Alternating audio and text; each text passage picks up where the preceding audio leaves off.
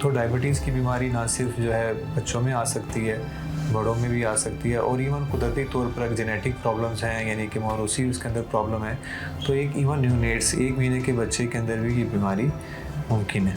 जो भी यानी कपल्स हैं जिनकी शादियाँ होनी हैं, उनके कम से कम मौरूसी जो टेस्ट हैं जो थैलेसीमिया के बारे में उनको बता सकते हैं कि इनके आने वाले बच्चों में ये बीमारी आ सकती है। तो गवर्नमेंट ऑफ पंजाब ने इसको वैलिडेट करना था, लेकिन अनफॉर्चुनेटली पाकिस्तान में अभी ये स्क्रीनिंग प्रोग्राम स्टार्ट नहीं हुआ। माँ के दूध के अंदर अल्लाह ताला ने ऐसे क़ुव्वत मुदाफ़ियती यानी कि अज़्ज़ा रखे हैं जिसकी वजह से बच्चों के अंदर आंतों की बीमारी जिससे गैस्ट्रोएंटाइटिस है, या सांस की बीमारी जिनको नमोनिया कहते हैं, या कानों की इन्फेक्शन जिनको हम जो है टाइटस मीडिया कहते हैं, तो बहुत हद तक चांस है कि ये बीमारियां उनके अंदर नहीं होती। क्या ये भी बता सकते हैं आपके जो बच्चे रो के सुबह स्कूल जाते हैं उनका भी कोई इलाज है?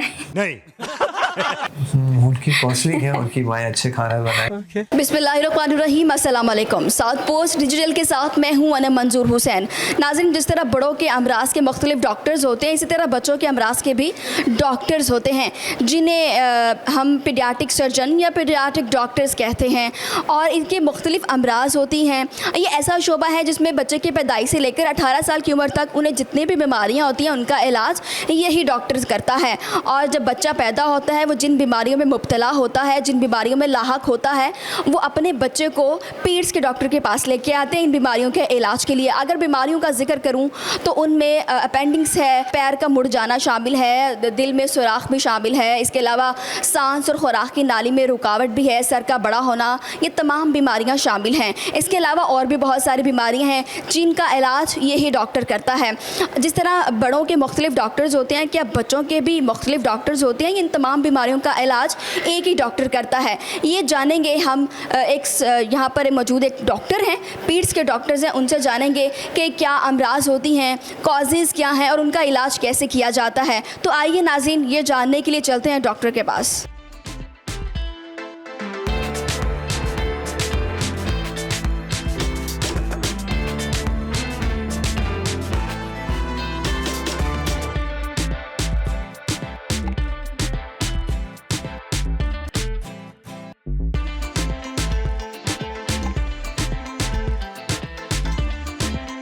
नाज़रीन, इस वक्त हमारे साथ मौजूद है पीड्स के डॉक्टर अतर अब्दुल रज़ाक, जो कि पाकिस्तान के टॉप 20 न्यूनेटोलॉजिस्ट जाने जाते हैं और साउथ पंजाब के पहले न्यूनेटोलॉजिस्ट जाने जाते हैं, जो कि इस फील्ड में 24 साल से अपनी खदमात सर अंजाम दे रहे हैं। अस्सलाम वालेकुम। वालेकुम अस्सलाम। सर, कैसे हैं आप? अल्हम्दुलिल्लाह। सर, सबसे पहले तो आप हमें अपने बारे में बताएं, आपकी क्वालिफिकेशन क्या है और अब कहाँ पर अपनी खदमात सर अंजाम दे रहे हैं?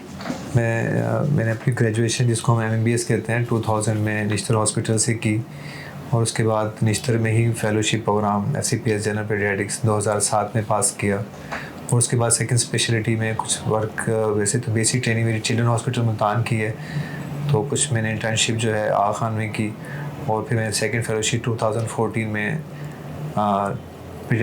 एज ए न्यूरोलॉजिस्ट के तौर पर SCPS न्यूरोलॉजी किया, और फिर फ्रॉम 2016 से मैं तेई बुर्तुकान हॉस्पिटल में छोटे बच्चों का डॉक्टर, जिसको न्यूरोलॉजिस्ट कहते हैं, वहाँ यानी कि अपनी खिदमत सर अंजाम दे रहा हूँ। वहाँ पर ना सिर्फ हम न्यूरोलॉजी को देखते हैं, बल्कि पाकिस्तान में जो फेलोशिप प्रोग्राम है जहाँ पर हम न्यूरोलॉजिस्ट को फर्दर ट्रेन करते हैं, जो सेकंड स्पेशलिटी के डॉक्टर्स हैं, उनमें मैं उनका सुपरवाइज़र भी हूँ। ठीक है सर, पीडियाट्रिशियन और न्यूरोलॉजिस्ट में क्या फ़र्क है? पीडियाट्रिशियन से मुराद वो डॉक्टर्स हैं जो बच्चों की देखभाल कर रहे हैं।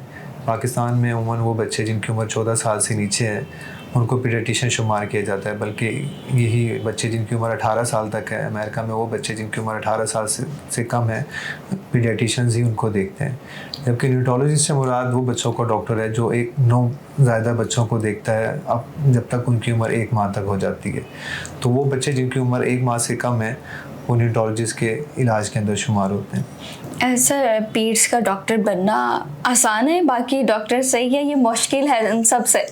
पीड्स का डॉक्टर्स इन अ सेंस हमारे जो बड़े डॉक्टर्स हैं जो कि बड़ों को देख रहे हैं, तो वो हमारे हिसाब से सिम्टम्स के हिसाब से ये है कि बड़ा मरीज़ जो है अपनी बीमारी को कुछ ना कुछ अपने वर्बल रिस्पॉन्स से बताने की कोशिश करता है, बल्कि छोटा बच्चा तो बता भी नहीं सकता कि उसको क्या बीमारी है। बेसिकली उसकी सिम्टम्स तो डिस्क्रिप्टिव नहीं होती, लेकिन उसकी साइंस डेफिनेटली उसके अंदर एक साइंस है, तो अपने अलामात के ज़रिए अपनी बीमारी के मुतालिक बता रहा होता है।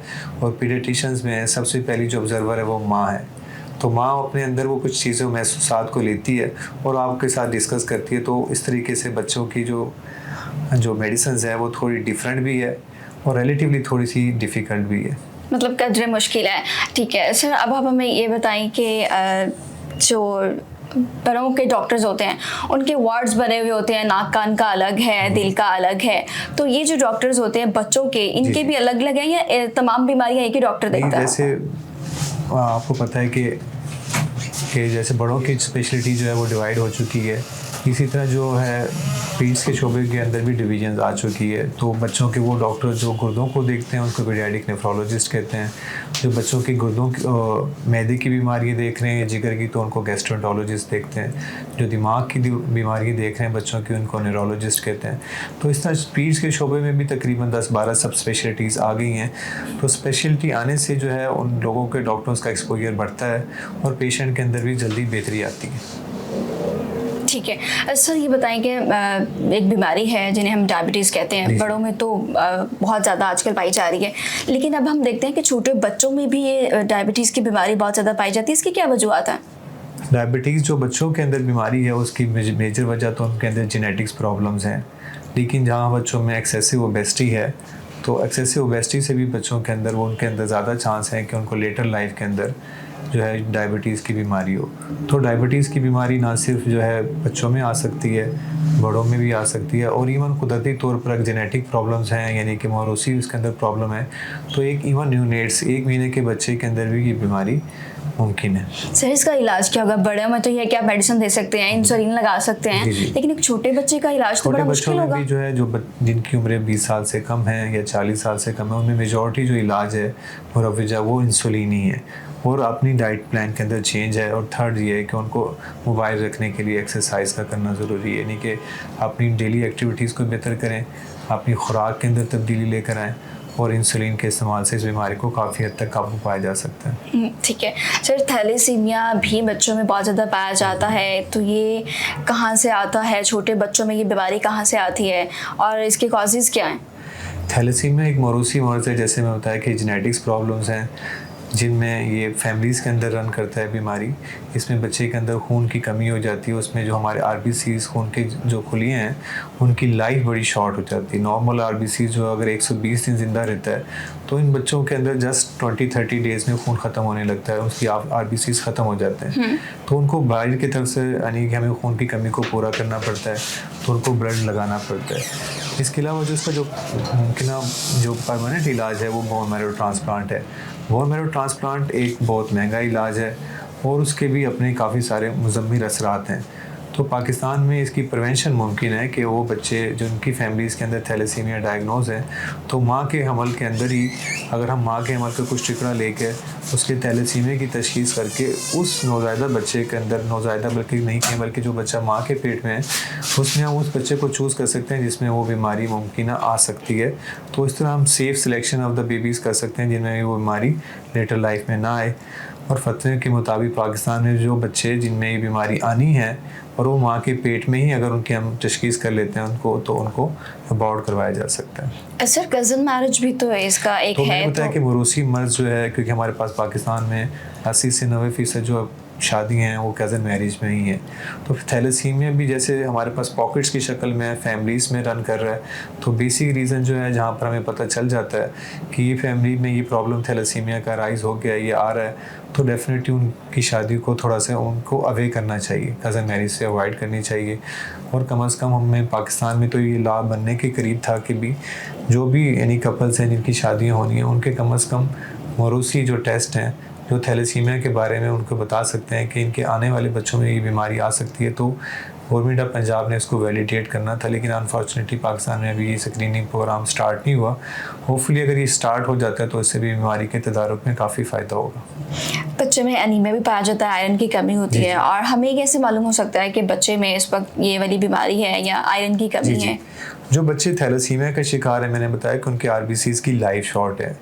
जो बच्चे जो आम अनीमिया का शिकार हैं, जो 80-90% बल्कि इवन 95% बच्चे हैं, वो खुराक की कमी की वजह से, यानी कि जिनकी खुराक में फौलाद नहीं है, उनकी वजह से उनको अनीमिया, जिसको हम न्यूट्रिशन अनीमिया या खुराक की कमी का अनीमिया कहते हैं। तो ज़ाहिरी बात है वो बच्चे जो सिर्फ दूध की ग़िज़ा के ऊपर ही हैं, और साल 2 साल तक वो दूध ही पीते रहते हैं, तो वो उसमें खातिर खा वो बच्चों में न्यूट्रिशन एनीमिया पाया जाता है। तो हमें पता है कि दूध के अंदर जो फौलाद है वो बहुत कम है। और जो बच्चे जो 5-6 माह की उम्र तक सिर्फ दूध पर रहते हैं, उसकी वजह ये है कि जो बच्चे माँ के पेट से फौलाद लेकर आते हैं, तो पहले 5-6 माह की उम्र तक उनके अंदर वो फौलाद इतनी काफ़ी होती है कि उनकी बॉडी को रन कर सकती है। तो जो बच्चे जो 6 माह से अबव हैं, अगर उनकी खुराक में हम सही तरीके से फौलाद की ग़िज़ा नहीं शामिल करें, तो आहिस्ता आहिस्ता वो खून की कमी का शिकार हो जाएंगे। अलामत के तौर पर आपको वो पीले लगेंगे, उनमें चिड़चिड़ापन आ जाएगा, उनमें नींद की कमी आ जाएगी, उनके अंदर भूख की कमी हो जाएगी। तो इन प्रॉब्लम्स की वजह से अगर आपके बच्चे में देखने में पीला लग रहा है और 8-9 माह तक आप देखते हैं उसकी ग़िज़ा में कोई दिलचस्पी नहीं है और उसमें नींद में कमी है और उसके मिजाज में चिड़चिड़ापन है, तो आपको ये समझना चाहिए कि बस बच्चे में खुराक की कमी की वजह से खून की कमी हो रही है।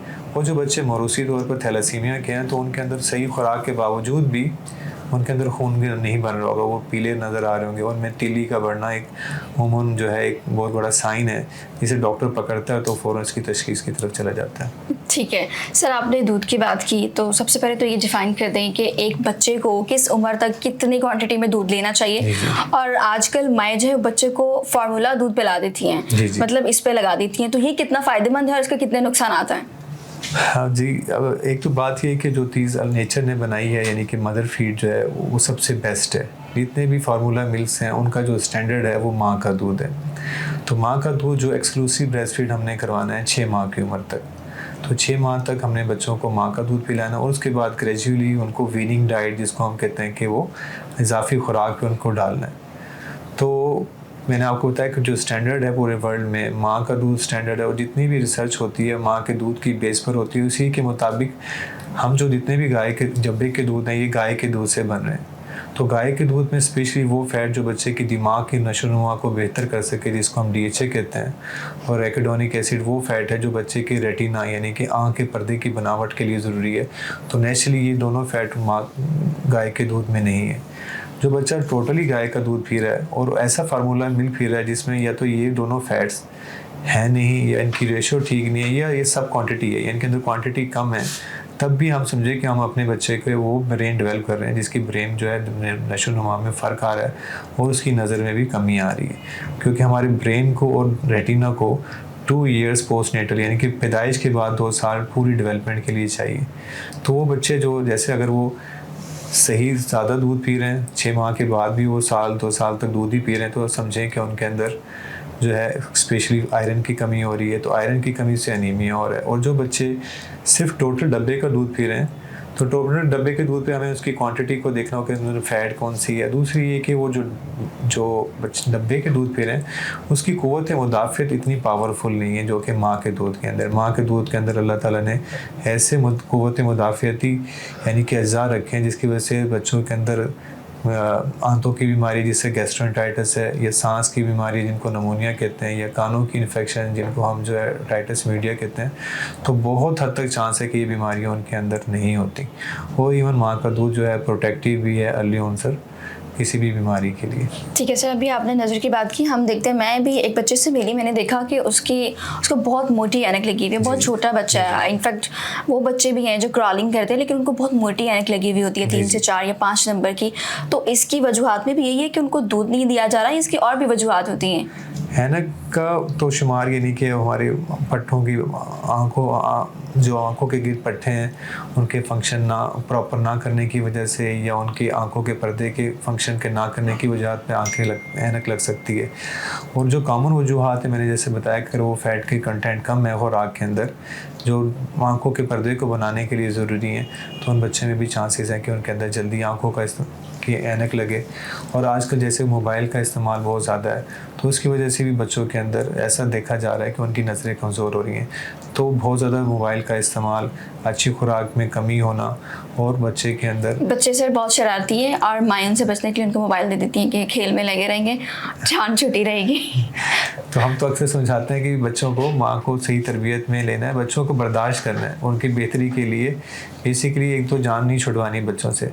बच्चों की सही नमोनुमा के लिए आपको खुद ब खुद अपने आप को भी यानी सब्र के साथ काम करना है और बच्चे की जो है सही रुख पे डालने की कोशिश करनी है। सर, एक बच्चे को अगर ऐनक लग गई है छोटी उम्र में, तो ये भी चांसेस है ना कि वो उसको रिमूव हो सकती है, उसकी नज़र ठीक हो सकती है? वो मैटर करेगा कि भी उसके अंदर प्रॉब्लम किस वजह से ऐनक लगी है। मैंने बताया कि पट्टों की कमज़ोरी की वजह से जो आंखों को घुमाते हैं, या बच्चे की आंखों के अंदरूनी जो मामलात हैं जिसमें पर्दा है और दरमियान में जो रिफ्लेक्टिव मीडिया है उसके कोई प्रॉब्लम्स हैं, तो ये आपको यानी कि आंखों के डॉक्टर ही सही तरीके से बता सकेंगे कि इसमें ये रिमूवेबल होगी या नहीं होगी। ठीक है सर, एनॉमली स्कैन क्या है, इसके क्या फ़ायदे हैं, क्या नुकसान है, करवाना चाहिए या नहीं? एक तो ये है कि एनॉमली स्कैन के लिए हम जो अल्ट्रासाउंड इस्तेमाल करते हैं, तो अल्ट्रासाउंड एक सिर्फ सिंपली वॉइस है। जैसे मैं आपके साथ बात कर रहा हूँ तो वॉइस आपको कोई डैमेज नहीं कर रही, क्योंकि अल्ट्रासाउंड तो हाई फ्रीक्वेंसी वॉइस है जिसको हम सुन भी नहीं सकते, तो इसका कोई भी डैमेजिंग इफेक्ट नहीं है। और इस वेव्स को ही यूज़ करके हमने ऐसी मशीनें बना ली हैं जिसकी वजह से हम बच्चे के जो माँ के पेट के अंदर जो बच्चा है उसके जो स्ट्रक्चर्स हैं उनको सही तरीके से जज कर सकते हैं। यानी कि एक बच्चे के अंदर दिल की बीमारी है या दिल के कोई डिफेक्ट है स्ट्रक्चरली, तो उनको हम डिटेक्ट कर सकते हैं। गुर्दों की अगर पैदाइशी बीमारियां बनावट की, तो उनको जज कर सकते हैं। या दिमाग की ऐसी बीमारी जैसे दिमाग में पानी ज़्यादा होना, दिमाग के स्ट्रक्चर्स का सही न बनना, तो इन सारी बीमारियों को हम अर्ली पिक कर सकते हैं माँ के पेट में। और कुछ हद तक उनके इलाज माँ के पेट में भी हैं। ये कम अज़ कम वो हमें कॉशनाइज कर सकती हैं कि हम कॉशंस में आ सकते हैं कि पोस्ट नेटली यानी कि बच्चे की पैदाइश के बाद हमने इन प्रॉब्लम को बहुत जल्दी एड्रेस करना है और मुमकिन इलाज की तरफ उनको लेके जाना है। तो ये टेस्ट जो है तकरीबन जो बच्चे जो माँ के पेट के अंदर है 16 वीक से लेकर यानी कि 16वें हफ्ते से लेकर 18वें हफ्ते से लेकर 20वें हफ्ते के दरमियान करवाया जाता है। साइड इफ़ेक्ट कुछ नहीं है और सिर्फ फ़ायदा साथ है।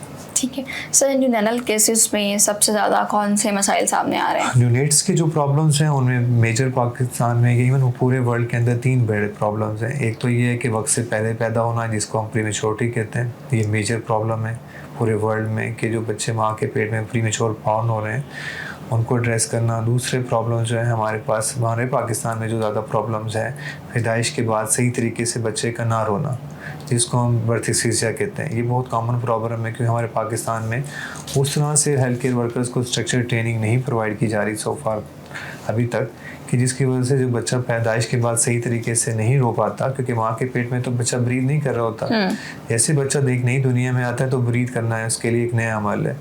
अगर वो किसी भी प्रॉब्लम की वजह से सही सांस नहीं ले पाता और या देर से सांस लेता है तो उसके दिमाग के ऊपर असर आ जाता है, उसको दौरे झटके पड़ जाते हैं और बेहोश हो जाता है। उसकी वजह से उसको एक फालिज की बीमारी भी हो सकती है कि कोई हिस्सा उसका पैरालाइज हो जाए। तीसरा बड़ा प्रॉब्लम जो न्यूनेट्स का है वो इन्फेक्शन का है जिसको हम न्यूनेटल सेप्सिस कहते हैं। आपको पता है बच्चा जितना छोटा होता है उसके कुव्वती निज़ाम बहुत वीक होता है। इसी वजह से जो बच्चे बहुत छोटे हैं उनमें आपने इन्फेक्शन प्रिवेंशन यानी कि इन्फेक्शन से उस बच्चे को बचाने की तदारुक करना है। उसमें सबसे आम जो है कि बच्चे को ब्रेस्ट फीड करवाया जाए। मैंने बताया कि ब्रेस्ट फीडिंग जो है उसमें ऐसी कुव्वत मुदाफ़ती अज़ा हैं जो डब्बे के दूध में नहीं है, मेजर दूध में अंदर वो कंप्लीट अल्लाह ताला ने उसके अंदर प्रोटेक्शन रखी है। सेकंड ये कि हम बच्चे की जो नाफ है उसकी प्रॉपर केयर करें, उसकी आइज़ हैं उसकी इन्फेक्शन से बचाएं, हाथ धो के बच्चे को हाथ लगाएं। और ऐसा कोई बच्चा जो या घर का अफराद जो उससे कोई इन्फेक्शन डिजीज़ है, नज़ला खांसी या कोई बुखार है तो वो बच्चे तक ना जाए। तो इस तरह से तदारुक करके हम इस बीमारी को भी काफ़ी हद तक कंट्रोल कर सकते हैं। सर, साउथ पंजाब में सबसे ज़्यादा केसेस कौन से आते हैं? आप बच्चों में देखते हैं कि बीमारियाँ ज़्यादा हैं? हाँ, बच्चों में जो जैसे मैंने बताया कि न्यूनेट्स के प्रॉब्लम तो पहले 3 के बच्चों में वक्त से पहले पैदा होना, प्रीमेच्योरिटी, इन्फेक्शंस का प्रॉब्लम जैसे सेप्सिस, तीसरा ये कि बर्थ पे सही तरीके से ना रोना जिसको एक्सियल इंजरी कहते हैं। ये 3 मेजर प्रॉब्लम्स हैं। और अनफॉर्चुनेटली पाकिस्तान में 5 साल से कम बच्चों में जो सबसे ज़्यादा शरह मौत है वो न्यूनेट्स की है।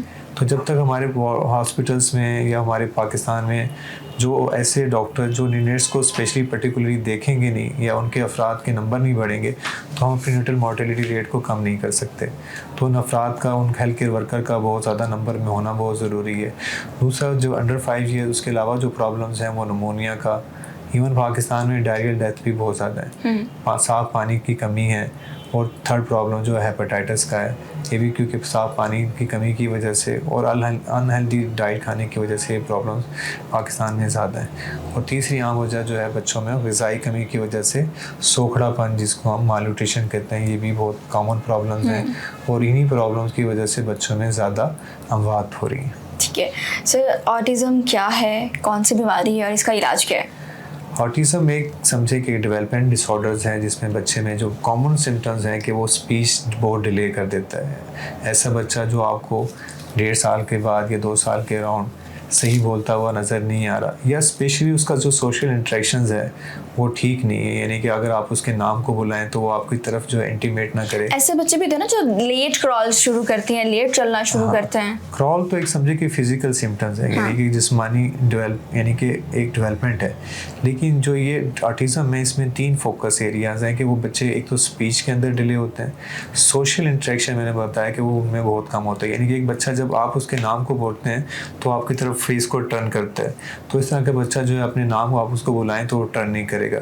और दूसरा ये कि अपनी खुशी का इजहार नहीं करते वो, या गमी का इजहार जो है वो इंटीमेट नहीं करते, वो अपनी एक साथ के अंदर घूम रहते हैं, जो काम टास्क वो कर रहे हैं बस उसी में करते चले जाएंगे, किसी को बच्चे को अपना दोस्त नहीं बनाएंगे और एक ही काम को बहुत बार बार करना इनके अंदर ये कॉमन बीमारी की यानी कि अलामत है। यानी कि 2 साल का बच्चा बोल नहीं रहा या अपनी माँ को जो है वो पहचानता तो है लेकिन उसके साथ शेयरिंग नहीं कर रहा, कम्युनिकेशन नहीं कर रहा, दूसरे बच्चों के साथ नहीं खेल रहा और एक काम को बहुत बार बार कर रहा है, तो इसमें ये जो ये इब्तदाई अलामत है, ये अर्ली साइंस है। अनफॉर्चुनेटली पाकिस्तान में हम देख रहे हैं कि 4-4, 5-5 साल के बच्चे भी जो है उस सिमरे में आ रहे हैं कि वो समझते हैं कि शायद ये देर से बोलने की वजह से ही प्रॉब्लम आ रहा है, लेकिन देर से बोलना एक इजाफी अलामत है और उसके अलावा भी मुख्तलिफ अलामत हैं जिनकी तरफ माँ बाप ने तवज्जो करना है। तो पाकिस्तान में अभी हमारे पास डेवलपमेंट असेसमेंट बहुत कमज़ोर है, तो ऐसे बच्चे जिनको जो बच्चे छोटे हैं उनको कम से कम 18 माह की उम्र तक हमें उनकी प्रॉपर डेवलपमेंट असेसमेंट अगर हम कर लें कि उस बच्चे की स्पीच कैसी है, उसकी सोशल कम्युनिकेशन कैसी है, उसकी IQ कैसा है, तो वो कैसे इंटीमेट करता है अपनी शेयरिंग और जाय को, तो इस तरह से अगर हम इस लेवल पर स्क्रीनिंग कर लें तो हम उस बीमारी को अर्ली पिक कर सकते हैं।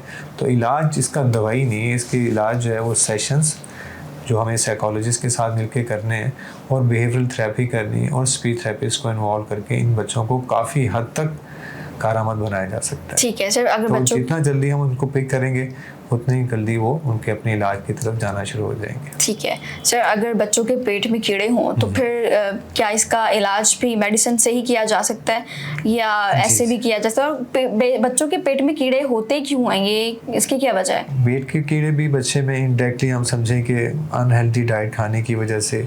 अक्सर बच्चे मिट्टी बहुत खाते हैं। मिट्टी उन बच्चे में अलामत आती है जिनमें खून की कमी हो, और मैंने पहले ही बताया कि खून की कमी मेजॉरिटी उन बच्चों के अंदर हो रही है जिनकी खुराक में फौलाद की कमी है। अच्छा, जिन बच्चों में खून की कमी है वो मिट्टी खाते हैं? जी, वो मिट्टी खाते हैं। जो मिट्टी खाते हैं तो मिट्टी ज़ाहिर बात है उसमें कोई ना कोई ऐसा जरासीम का उनका कोई प्रिकसर हो सकता है, यानी कि उसका एग है या सिस्ट है जो बाद में पेट में जाने के बाद वो फुल फॉर्म जो है वर्म्स बन जाएगा, उसमें फिर सिम्टम्स के तौर पर वो या तो खून को सक करेगा फर्दर, यानी कि खून की कमी का शिकार करेगा, पेट के दर्द की सूरत के अंदर अलामत आ सकती हैं। तो ये अलामत, उनका इलाज जो है वो पेट के कीड़ों की दवाई है, जो कि अनफॉर्चुनेटली बल्कि उसमें सिर्फ बच्चे नहीं खानी बल्कि हर बंदा जो घर के अफराद है एक दफ़ा वो भी ले ले, ताकि अगर कोई पेट के कीड़ों का कोई कैरियर है, यानी कि ऐसा बंदा है जिसमें खुद बीमारी तो नहीं है, बीमारी की अलामत तो नहीं है, लेकिन वो बीमारी फैलाने का बाइस बन सकता है। स्पेशली जो फूड हैंडलर्स हैं, ऐसी जो घर में हमारे मेड्स हैं, हमने अपने बच्चे को तो पिलाया, अगर मेड के अंदर वो सिम्टम्स नहीं है लेकिन अगर वो कैरियर है, तो अगर कैरियर को अभी हमने दवाई ना दी तो फिर वो सिम्टम्स दोबारा हम देखते हैं कुछ बच्चों में पेट के कीड़े 2-2 महीने 4-4 6-6 महीने तक चल रहे हैं। उनकी बेसिक वजूहत यही है कि उनके घर के बाकी अफराद जो अगर कैरियर है अगर वो दवाई नहीं ले रहे। सेकेंड ये कि हर बच्चे में जो अगर जिसमें ये अलामत आ रही है दवाई के साथ साथ उनको बाकायदगी से उनके जो नाखून हैं हफ्ते में एक दफ़ा ज़रूर काटें, क्योंकि इन जो जितने भी हमारे वर्म्स हैं इनके एग्स जो हैं हमारी उंगलियों के अंदर आ जाते हैं, नेल्स बेड के अंदर आता है। तो हर हफ्ते नाखून को काटते रहें और जो दवाई डॉक्टर ने तजवीज़ की उस बच्चे को भी खिलाएं और घर के सब अफराद को एक दफ़ा ज़रूर खिला दें, तो इससे मेजॉरिटी बच्चे ठीक हो जाते हैं। ठीक है, बच्चों में वैक्सीनेशन की जाती है, सरकारी अस्पताल की वैक्सीनेशन और गवर्नमेंट अस्पताल की वैक्सीनेशन में क्या फ़र्क है? बहुत कोई ज़्यादा फ़र्क नहीं है, सिर्फ और सिर्फ एक वैक्सीन है पर्टूसिस। उसके अंदर जो है उसके यूनिट्स जो है, जो गवर्नमेंट सतह पे वैक्सीन है उसको सेलुलर पर्टूसिस वैक्सीन कहते हैं, उसके यूनिट थोड़े से ज़्यादा हैं। वो सिर्फ बहुत थोड़े बच्चे जिनके अंदर दिमागी ऐसे अमराज हैं जो वक्त के साथ साथ बढ़ने वाले हैं, यानी कि अंदर उनके डेवलपमेंट प्रॉब्लम ऐसे हैं जो आगे बढ़ने चले हैं, कुछ ऐसी बीमारी दिमागी हैं जिनका कोई खातिर खा इलाज नहीं है, वो मेटाबॉलिक डिसऑर्डर्स हैं, तो उन बच्चों को हम कम यूनिट वाली वैक्सीन लगाते हैं। इसलिए वो प्राइवेट सतह पर वैक्सीन है। लेकिन ये बच्चे तो आप समझें कि लाख में 1 या 2 हैं जिनको इस तरह की वैक्सीन की ज़रूरत है। तो गवर्नमेंट की सतह पर फॉर्चुनेटली हमारे पास जितनी भी वैक्सीन हैं वो फ्री हैं, और तकरीबन 15 माह तक उन बच्चों में जो वैक्सीन लग रही है, तो प्राइवेट और गवर्नमेंट हॉस्पिटल में कोई खातिर खा फ़र्क नहीं। सेकंड ये कि कुछ वैक्सीन ऐसी हैं जो गवर्नमेंट की सतह पे नहीं है, अगर हम उसको प्राइवेटली लगा लें तो काफ़ी हद तक हम अपने बच्चों को और ज़्यादा सेफ़ बना सकते हैं। जिसमें एक हेपेटाइटिस ए की वैक्सीन बहुत ज़रूरी है, क्योंकि ये हेपेटाइटिस ए जो है एक वाटर बॉर्न बग है, यानी कि ऐसी बीमारी जो पानी गदला होने से बच्चे में जाती है और बड़ी तेज़ी से कम्युनिकेट कर जाती है। तो गर्मियों में हम बहुत सारे बच्चों को देखते हैं, इवन सर्दियों में अंदर हम बहुत सारे बच्चों को देख रहे हैं जिनको ये हेपेटाइटिस ए है, और जिसकी वजह से वो तकरीबन 4-4, 6-6 हफ्ते तक बीमार रहते हैं। तो इस बीमारी की वजह से अपने स्कूल को भी निगलेक्ट हो जाता है उनका। तो ये वैक्सीन से काफ़ी हद तक प्रिवेंटिबल है। और इसके अलावा चिकन पॉक्स की एक ऐसी वैक्सीन है जो गवर्नमेंट की सतह पे तो वैक्सीन अवेलेबल नहीं है, अगर हम प्रॉपर्ली उनको करवा लें तो इससे बच्चों को ज़्यादा फ़ायदा। बाकी जितनी मेजॉरिटी वैक्सीन है वो गवर्नमेंट की सतह पे अवेलेबल हैं, सिर्फ ये कोशिश करें कि उनको वक्त सही टाइम पर बच्चों को वैक्सीन लगवाएं। ठीक है सर, बच्चों के ख़त्ने किए जाते हैं और बच्चों की पैदाइश से कुछ दिन बाद ही उनके ख़त्ने कर दिए जाते हैं, कि ये सही है? अगर बच्चे अपने जिस्मानी हिसाब से उनका वज़न अच्छा है, 3 किलो से ऊपर है, तो 1 हफ़्ते के बाद आमन पाकिस्तान में ही प्रैक्टिस है, बल्कि हमने अपने जितने भी सीनियर सर्जन हैं उनको देखा है कि 1 हफ़्ते के बाद वो बच्चों के अंदर खतना करते हैं, तो ये कोई नुकसानदेह नहीं। ठीक है सर, बाकी बीमारियों के बारे में तो आपने बता दिया, लेकिन क्या ये भी बता सकते हैं आपके जो बच्चे रो के सुबह स्कूल जाते हैं उनका भी कोई इलाज है? उनकी काउंसलिंग है, उनकी माएँ अच्छे खाना बनाएं और उनको मोटिवेट करें, उसको स्कूल की तरफ से अट्रैक्शन रखें। आखिर में बच्चों के नौशनमा के हवाले से माओं को क्या मैसेज देना चाहेंगे, खास करके जो माएँ अपने बच्चों को फार्मूला मिल्क पिलाती हैं और उनके बच्चे मोटा होना शुरू हो जाते हैं, उनको लगता है कि हमारा बच्चा हेल्दी हो गया है और वो ज़्यादा से ज़्यादा 5 से 4 मतलब उनका होता है कि दिन में ज़्यादा बच्चा दूध ही पिए, फीडर पिए, तो क्या ये सही है? इसके बारे में ज़रा रोशनी डालिएगा इस पर तफसील से। जी, हमें पहले तो ये देखना पड़ेगा कि बच्चों की नशोनुमा को हम 2 हिस्सों में डिवाइड करें। एक नशोनुमा है जो कि ज़हनी है, इसको हम असाबी नशोनुमा कहते हैं, इसका ताल्लुक IQ से है, सोशल यानी कम्युनिकेशन के साथ है या सोशल स्किल के साथ है। दूसरी एक जिस्मानी नशोनुमा है जिसका मुताबिक ये है कि हमारी हड्डियाँ या गोश्त कितना बढ़ रहा है। तो जो इसमें टॉप मोस्ट इम्पोर्टेंट है, अल्लाह ताला ने इंसान को मुमताज़ रखा है दिमाग की वजह से, दिमाग की पावर की वजह से। और जो बच्चे का दिमाग है पहले 1000 डेज़ के अंदर बन चुका होता है, उसके बाद जो है बच्चे के दिमाग के अंदर कोई मैसिव चेंज नहीं आता, कोई बड़ी चेंज नहीं आती। उस 1000 डेज़ के अंदर तकरीबन 9 महीने जो इनिशियल हैं वो माँ के पेट के अंदर हैं, और उसके बाद 2 साल उसकी माँ की पैदाइश के बाद है। ये टोटल मिलके आपके 1000 दिन है। जो माँ के अंदर जो बच्चे की नशोनुमा है वो माँ की खुराक से मुतल्लिक है। अगर माँ की अच्छी डाइट होगी, उसके अंदर खून की कमी नहीं होगी, तो समझे कि उस बच्चे का दिमाग माँ के पेट में सही ग्रो कर रहा है। उसके बाद बच्चे की पैदाइश है। जैसे मैंने बताया कि माँ का दूध जो है वो दूध के हिसाब से एक मुकम्मल ग़िज़ा है बच्चे के लिए, लेकिन 6 माह की उम्र तक। 6 माह के अंदर मैंने बताया कि माँ के दूध के जो बेनिफिट्स हैं, उसकी जो फ़ैट है that is the best fat for the brain growth and retinal growth, यानी कि हमारी आँखों की नज़र और दिमागी ग्रोथ के लिए जो सबसे बेहतर जो न्यूट्रिशन हो सकती है वो माँ का दूध है। तो जितने भी डब्बे के दूध हैं वो अब तक अभी उस मार्क तक नहीं पहुँचे। मैंने बताया कि उनका स्टैंडर्ड ही माँ का दूध है। जब आपने एक स्टैंडर्ड की चीज़ देखी और आपकी विजन उसके बियॉन्ड नहीं है, तो आप उस तक ही पहुँचने की कोशिश में ही लगे रहेंगे। तो मतलब दूध एक मुकम्मल ग़िज़ा नहीं है, यानी कि दूध जो माँ का दूध है पहले 6 माह तक वो उसके मुकम्मल न्यूट्रिशन है। उसके बाद आपने ये देखना है कि जितना, क्योंकि माँ के दूध के अंदर जो है इवन डब्बे के दूध के अंदर फौलाद की मिकदार बहुत महदूद है, और बच्चे का जो दिमाग है उसके लिए फौलाद की बड़ी अहमियत है। तो जिस बच्चे के अंदर अच्छी फौलाद होगी तो उसका ब्रेन बहुत अच्छा डेवलप करेगा उसी 1000 डेज़ के अंदर। तो जो बच्चा 6 माह तक जो है उसके अंदर जो फौलाद की मिकदार है वो उस फौलाद की मिकदार है जो उसने माँ के पेट से ली है।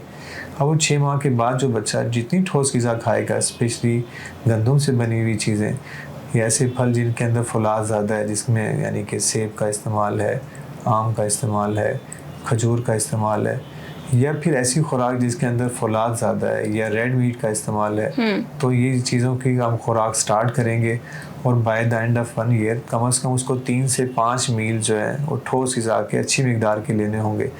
और 1 साल के बाद बहुत हद तक अगर वो दूध ना भी पिए और ठोस ग़िज़ा पे ज़्यादा तवज्जो दी जाए तो उसमें बच्चे के अंदर खून की कमी नहीं होगी। और दूसरा ये है कि उसके अंदर जब आयरन बेहतर होगी तो उसके ज़हनी नशोनुमा बेहतर होगी, उसका IQ बेहतर होगा। और जो बच्चे जो है स्पेशली डब्बा का दूध पी रहे हैं, तो प्रीवियसली जो डब्बे के दूध थे उसमें प्रोटीन कंटेंट बहुत ज़्यादा थे। माँ के दूध के अंदर हमें पता है कि एक अगर 100 ml ऑफ मिल्क लेते हैं तो 1 ग्राम प्रोटीन है, जबकि गाय के दूध के अंदर 1.7 ग्राम या 1.8 ग्राम प्रोटीन है। तो जो बच्चे इस मिकदार से ज़्यादा दूध पी रहे हैं, यानी कि 2.4 ग्राम तक भी उनके अंदर प्रोटीन है, तो आप समझें कि जो प्रोटीन जो बच्चा डबल अमाउंट में लेगा तो प्रोटीन बॉडी में जाके फ़ैट में कन्वर्ट हो जाएगी। और जब फैट में कन्वर्ट होगी तो जो फैट सेल्स हैं, जो अर्ली एज के फैट सेल्स हैं, यानी कि जो हमें चाइल्डहुड के सेल्स हैं, वो फॉर लाइफ रहते हैं। उनके जो नंबर बन चुके होते हैं, वो नंबर अगर आप समझें 50 हैं या 100 हैं, तो वो नंबर फॉर लाइफ रहेंगे। और उसी की वजह से बच्चों में शुगर की अमराज और बच्चों में दिल की बीमारियों का बड़े होकर ज़्यादा होना पाया जाएगा। जबकि बड़ों की जो ओबेसिटी या फैटीपन है, उसमें जो फैट सेल्स हम समझें कि इजाफी अगर 50 या 100 बन गए तो अपनी खुराक या एक्सरसाइज से उनको नंबर को भी वो कम कर सकता है। तो ये डिफरेंस बहुत मेजर डिफरेंस है कि जो बच्चे अर्ली चाइल्डहुड में बहुत जल्दी ओबीस हो रहे हैं, तो हमें परेशान होना चाहिए कि अच्छी हेल्थ का मतलब मोटा होना नहीं है, बैलेंस होना मोटा यानी कि हेल्थ की ज़्यादा निशानी है। तो मोटापे का मतलब ये है कि हम उन बच्चों को उस तरफ लेके जा रहे हैं जिनमें वो बच्चों के अंदर शुगर के ज़्यादा होने के इम्तमाम यानी कि उनके अंदर चांसेस ज़्यादा हैं या उनके अंदर दिल की बीमारियाँ ज़्यादा होगी। तो हमने बच्चों को यानी कि आफ्टर 1 ईयर्स के बाद दूध बहुत ज़्यादा कम कर देना है, ठीक है, और उसके अंदर ठोस ग़िज़ा को लेकर जाना है। और मैंने बताया कि जो मैटरनल मिल्क के बेनिफिट्स हैं वो किसी भी डब्बे के दूध या खुले दूध से कहीं ज़्यादा है। तो हमने 2 ईयर्स तक उन बच्चों को माँ का दूध देना है, और 2 ईयर्स के बाद अगर बच्चा अगर दूध नहीं भी पीता या एक दफ़ा भी पी लेता है इवन कोई भी मिल्क, तो क्वाइट सफिशेंट है। तो इस एज तक 6 माह तक जो है आप समझें कि दूध एक मुकम्मल ग़िज़ा है। 6 माह से लेकर ऑनवर्ड जो है ठोस ग़िज़ा जो है उसका एक मेजर पार्ट है। अगर वो नहीं होगी तो बच्चे में खून की कमी भी आएगी, और बच्चे के अंदर खून की कमी की वजह से उसकी ज़हनी नशोनुमा जो है वो रुक जाएगी। अगर वो 2 ईयर्स के अंदर ही ये ज़हनी नशोनुमा कम हो जाती है तो फॉर लाइफ उसका बच्चे का IQ कम हो जाएगा। तो ये बहुत ख़तरनाक बात है। ठीक है डॉक्टर साहब, बहुत शुक्रिया आपके वक्त के लिए। नाज़रीन, बच्चे की सेहत बहुत ज़रूरी है और बच्चे की नशोनुमा में माँ का बड़ा अहम किरदार है। वैसे तो आज की वीडियो में बहुत से सवालात के जवाबात और बीमारियों के इलाज के बारे में हमने आपको बता दी, लेकिन फिर भी माँ को अपने बच्चे की नशोनुमा के लिए एक अच्छे डॉक्टर से कंसल्ट कर लेना चाहिए। आज के प्रोग्राम से मुझे दीजिए इजाज़त। अल्लाह निगहबान।